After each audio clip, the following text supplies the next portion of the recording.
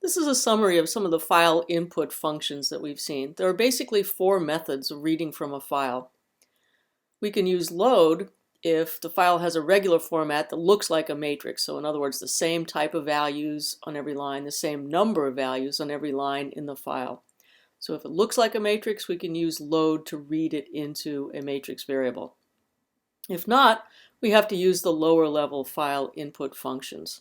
To use these, we have to open the file first, and then we have to close the file when we're done. We've seen three choices. The fscanf function will read into a matrix, converting all of the characters from the file to their ASCII equivalents. The textscan function will instead read into cell arrays, so every column from the file gets stored in a separate column vector into a cell array. And the fgetl function can be used in a loop to read each line from the file as a string. Then once we have the string, we use string manipulation functions to break the string into pieces and to convert the strings that store numbers to actual numbers.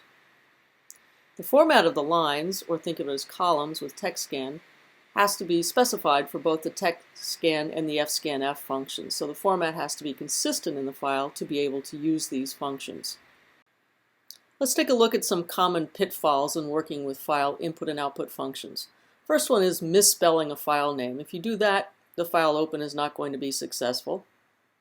Another pitfall is really using a lower level file input or output function when you could in fact use load or save. Remember that load and save are the easiest to use if you can use them. Another pitfall is forgetting that the fscanf function reads column-wise into a matrix, so every line in the file is read into a column in the resulting matrix. Also forgetting that fscanf converts the characters in the file to their ASCII equivalents in the matrix. And finally, forgetting that textscan reads into cell arrays, so curly braces are generally used to index into the cell array. Here are some programming style guidelines. Always make sure that you close files after you've opened them and used them.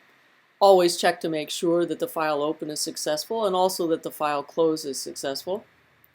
Make sure that you actually read everything from a file. So for example, if you're using fgetl in a loop, make sure you use a conditional loop that goes until the end of the file is reached rather than just assuming that you know how many lines there are in the file and using a for loop.